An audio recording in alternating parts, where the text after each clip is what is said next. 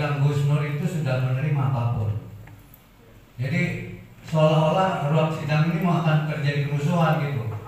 Security makin banyak, keamanan makin banyak. Ya, perang. Berdiri lagi mereka yang melarang, tapi mereka yang berdiri.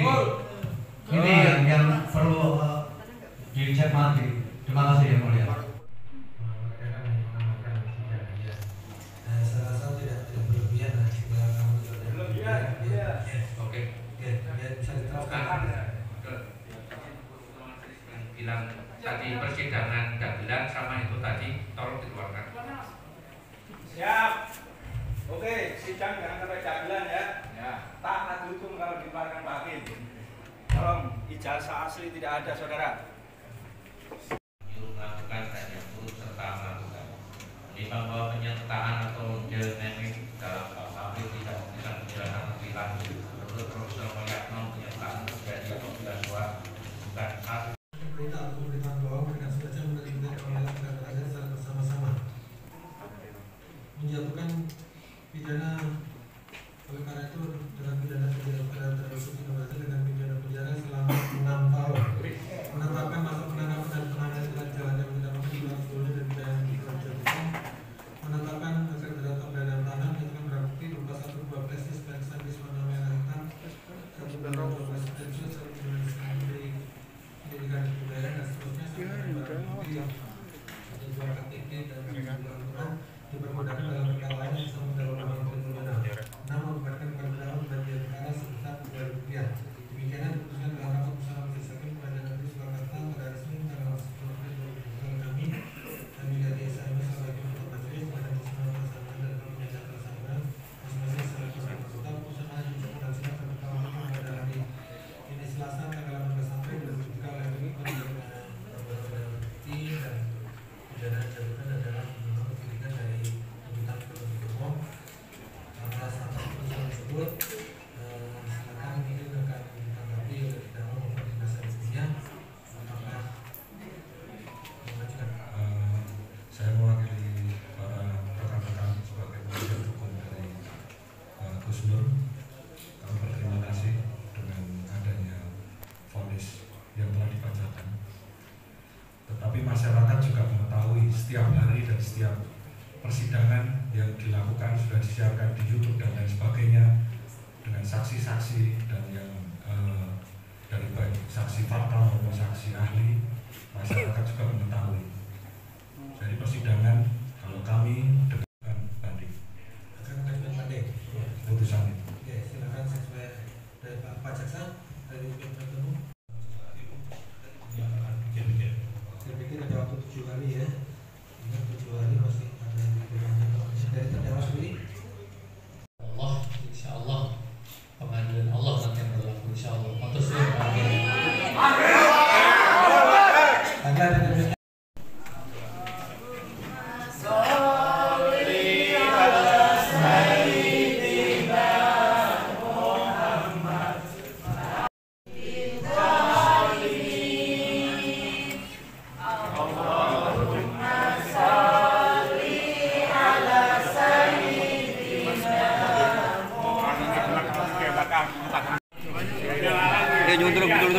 dulu nggih.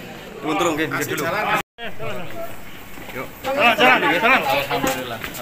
Semua 6 tahun cukup tinggi gimana, Pak? tinggi dan tidak adil, tapi sudahlah, terjadi, nggak apa-apa.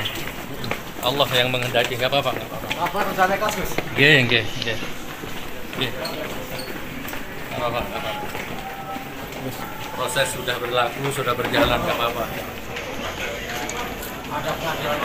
Dulu, Guys. Boten, Cak Roto ajak ke Mako nggih, keluarga nggih. Istri sama anak.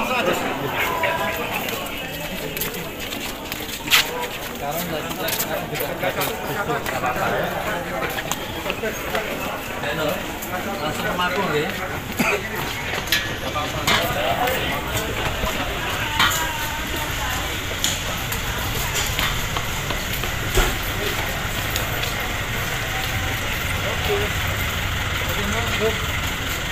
Botang, Dalmas mana? Yang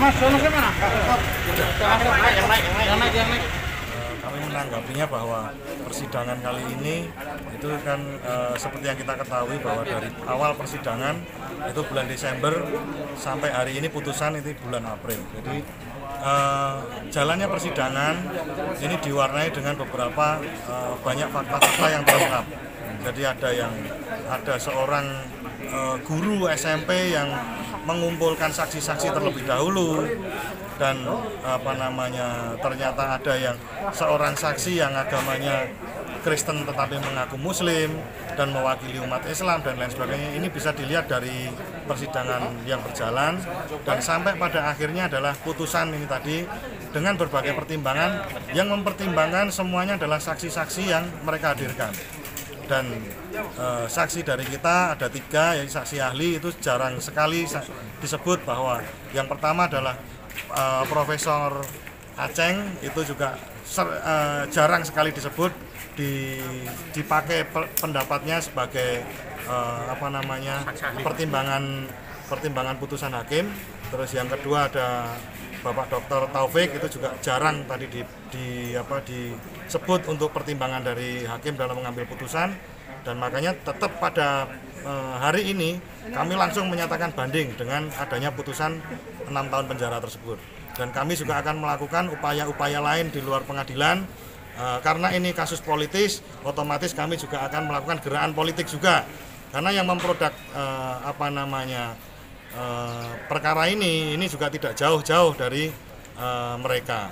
Dan harap diingat bahwa ini adalah tahun-tahun politik, jadi 2024 itu ada pemilu dan lain sebagainya, dan pastinya kita akan bergerak pada politik yang tidak istilahnya mengancam warga masyarakatnya sendiri dengan pasal-pasal yang mereka ciptakan. Pak, mungkin penegasan terkait dengan akan diajukannya banding selain tuntutan vonis tadi, mungkin apa Pak yang jadi poin-poinnya? Yang pertama jelas bahwa semua nanti akan kita bantah. Jadi dari pasal 14 ayat 1 ayat 2 itu jelas bahwa keonaran tidak bisa disamakan dengan komentar-komentar yang ada di media sosial. Terus yang kedua ada pasal-pasal Undang-Undang ITE. Undang-Undang ITE itu sesuai dengan namanya, Undang-Undang ITE itu harusnya dipakai untuk transaksi elektronik. Jadi bukan untuk membungkam masyarakat, bukan untuk membungkam oposisi. Jadi seperti yang sekarang lagi ramai diberitakan bahwa Abang Haris Azhar juga terkena masalah yang sama. Beliau juga didakwakan pasal 27 tentang undang-undang elektronik. Itu sama. Itu pasal itu selalu digunakan untuk membungkam masyarakat, dan itu pasti akan kami bantah. Terus yang pasal penistaan agama juga, bahwa tidak ada yang namanya penistaan agama dalam putusannya di pengadilan itu tidak dengan arahan MUI, sama seperti perkaranya Ahok. Ahok dulu juga ada fatwa dari MUI bahwa Ahok menistakan agama. Sedangkan Gus Nur ini kami sudah berkomunikasi dengan MUI, dan MUI sampai hari ini tidak mengeluarkan pernyataan tentang mubalahnya Gus Nur.